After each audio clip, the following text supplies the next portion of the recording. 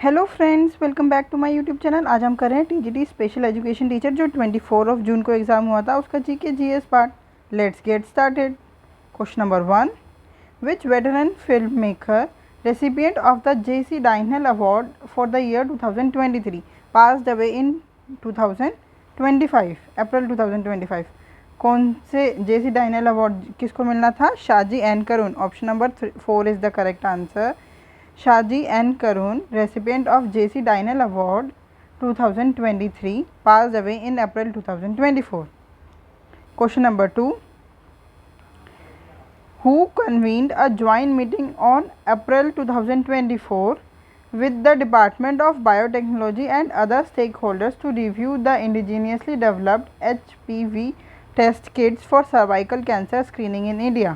क्या भारत में गर्भाशय ग्रीवा के कैंसर की जांच के लिए स्वदेशी रूप से विकसित HPV परीक्षण किट की समीक्षा के लिए जैव प्रौद्योगिकी विभाग और अन्य हितधारकों के साथ 23 अप्रैल 2025 को किसने एक संयुक्त बैठक बुलाई? किसने बुलाई थी? डॉक्टर जितेंद्र सिंह। कौन है ये डॉक्टर जितेंद्र सिंह? जो डॉक्टर जितेंद्र सिंह है वो है union minister of state independent charge है। कौन सा? For science and technology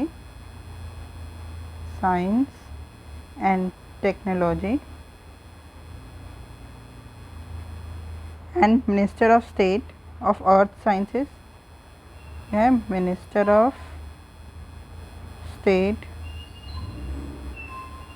for earth sciences.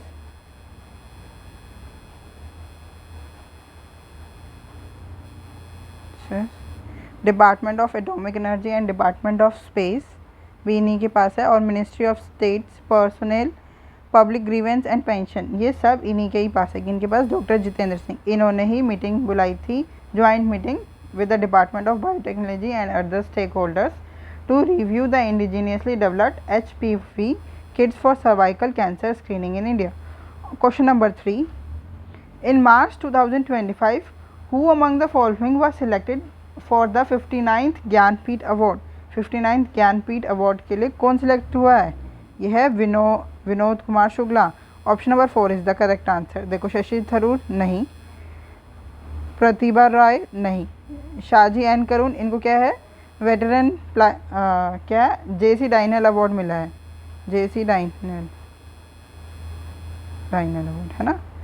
Question number 4, under Article 29(1) of the Indian Constitution, which of the following is a right given to citizens?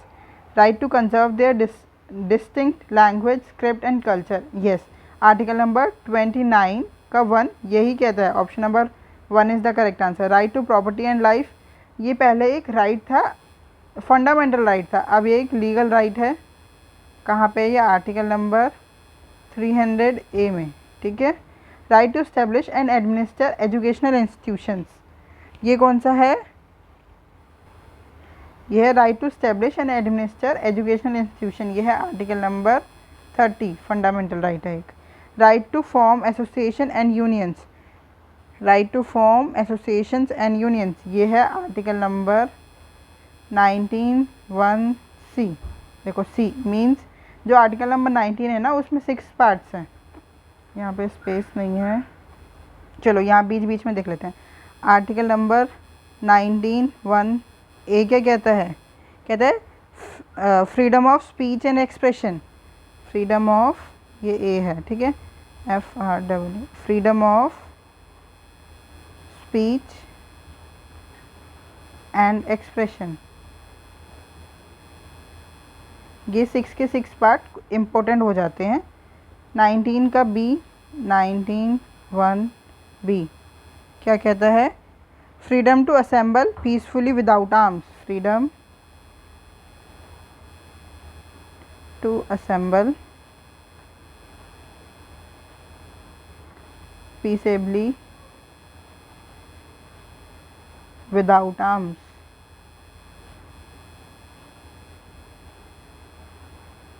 और 19(1) और C तो यही है, right to form associations and unions.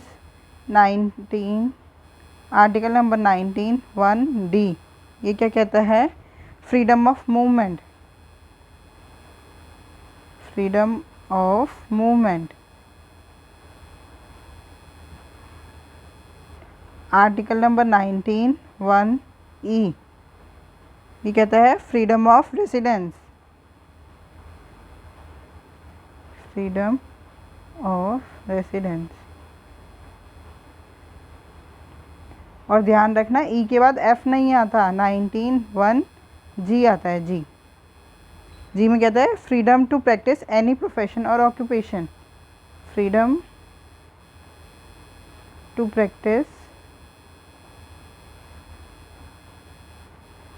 Any profession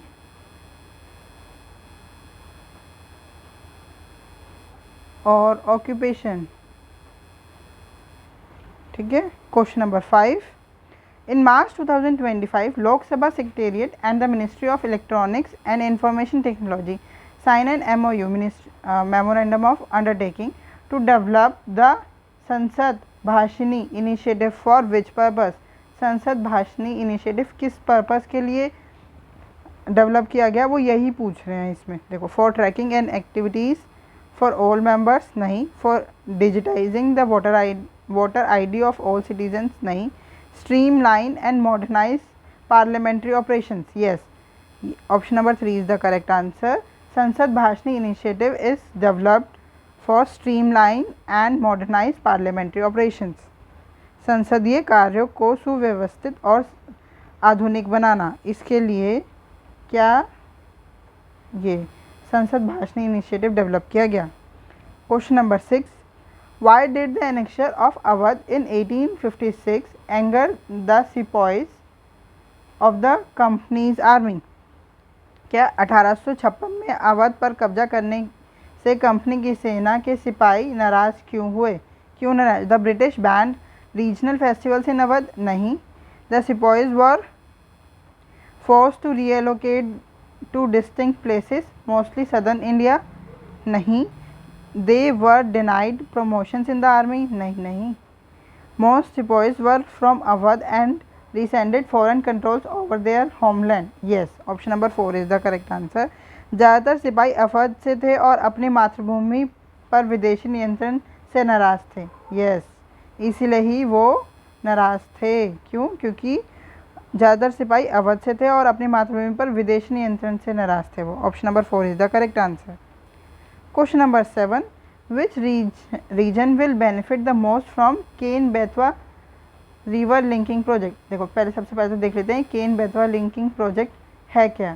केन जो river है वो मध्य प्रदेश से बहती है और जो बेतवा है वो उत्तर प्रदेश में मिली। तो इसमें क्या हुआ, जो केन रिवर का जो एक्सेस वाटर था ना, उसको क्या किया, ट्रांसपोर्ट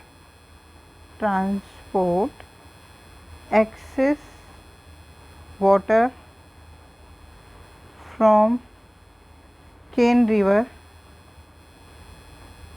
इन MP, केन रिवर कहाँ पे है, MP में, to Betwa river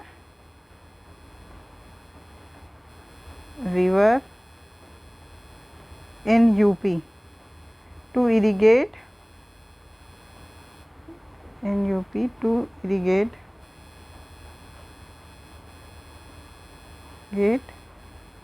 the drought prone, सूखा जहाँ पे पड़ा हुआ है, कहाँ पे, बुंदेलखंड रीजन में, उसका वहाँ पे इरिगेशन हो सके।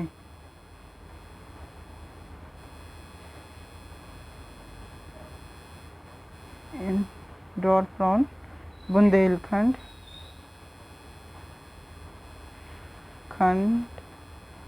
रीजन। तो आंसर क्या हो गया, सबसे ज़्यादा मोस्ट बेनिफिटेड एरिया क्या था, बुंदेलखंड, उत्तर प्रदेश एंड मध्य प्रदेश। ठीक है। और जो ये केन और बेतवा रिवर है ना, ये जाके यमुना में मिल जाती है। ठीक है, आपको ये समझ में आ गया होगा केन बेतवा रिवर लिंकिंग प्रोजेक्ट क्या है। Question number 8, what separates the little Andaman from great Andaman in the Andaman island group. Andaman द्वीप समूह में लिटिल अंडमान को ग्रेट अंडमान से क्या अलग करता है, वो अलग करता है Deccan passage. Option number 2 is the correct answer. देखो दक्कन पैसेज जो होता है ना, ये एक पैसेज है, मार्ग है। ये दो लैंडमार्क्स को अलग करता है और दो वाटर बॉडीज़ को ज्वाइन करता है। तो कौन सी वाटर बॉडीज़ को ज्वाइन करता है? अंडमान सी को बे ऑफ बंगाल से। ज्वाइंस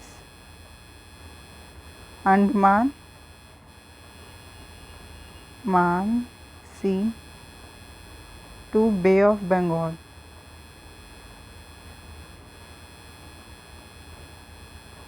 ऐसी मलक्का स्ट्रेट जो है, मलक्का जल मध्य डमरू मध्य, ये किसको ज्वाइन करता है? यह इंडियन ओशन को पैसिफिक ओशन से ज्वाइन करता है। ज्वाइंस इंडियन ओशन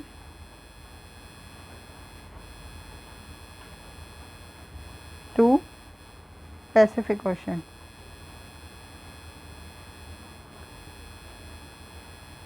और ये सेपरेट किसको करता है? Separate Malaysia and Indonesia.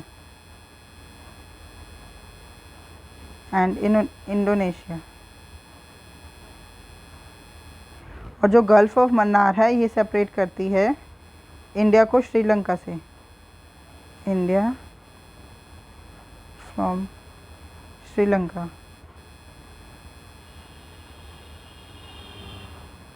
और जो 10 डिग्री चैनल है, ये सेपरेट करता है अंडमान को निकोबार से, अंडमान आइलैंड को निकोबार आइलैंड से। Separate Andaman island to Nicobar island.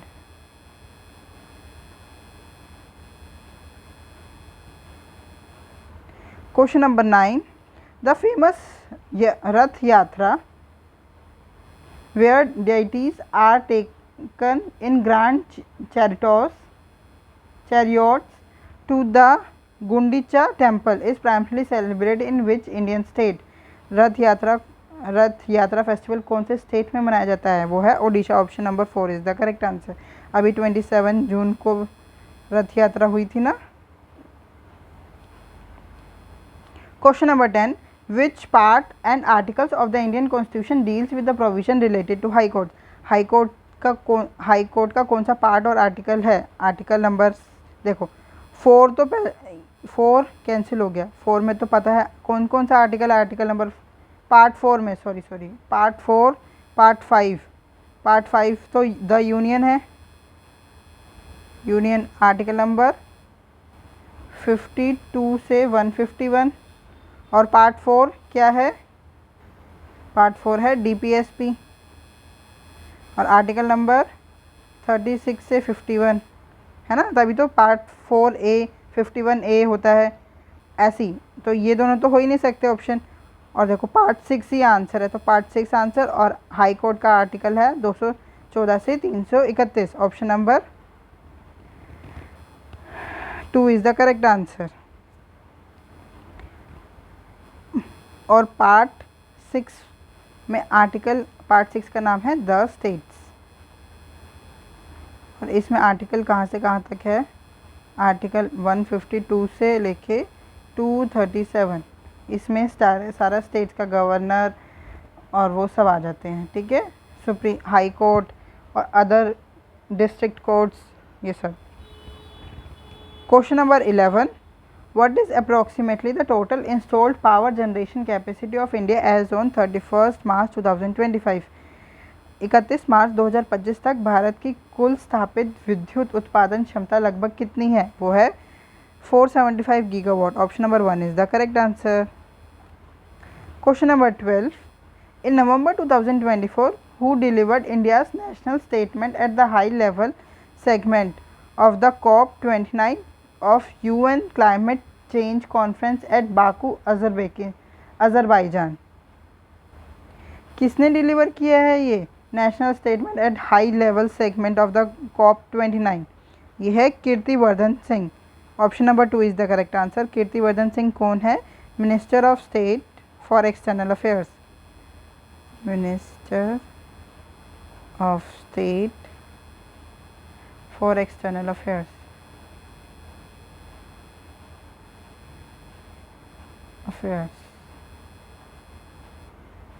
Question number 13.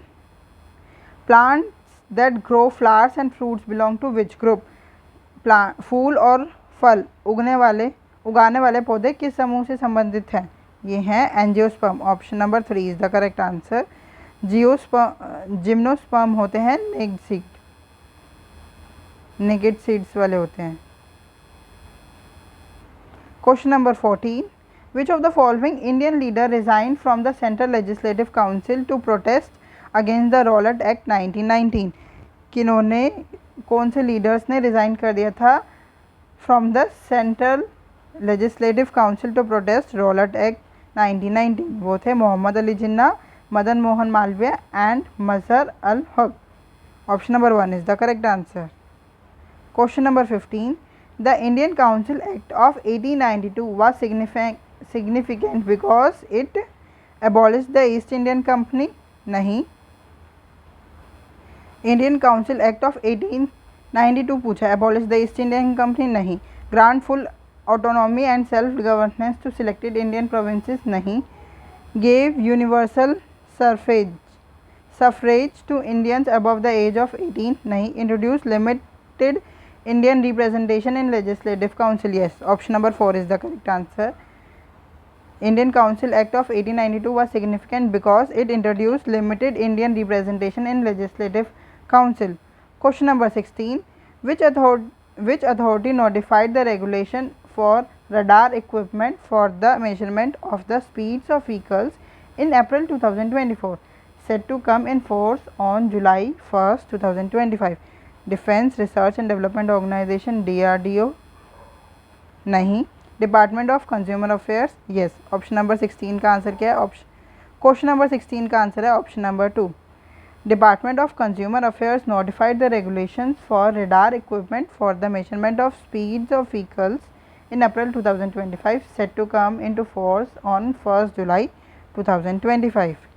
Question number 17. Who was appointed as Prime Minister by the President using personal discretion after the sudden death of the sitting PM in 1984? 1984 में किस PM की death हो गई थी? इंदिरा गांधी. इंदिरा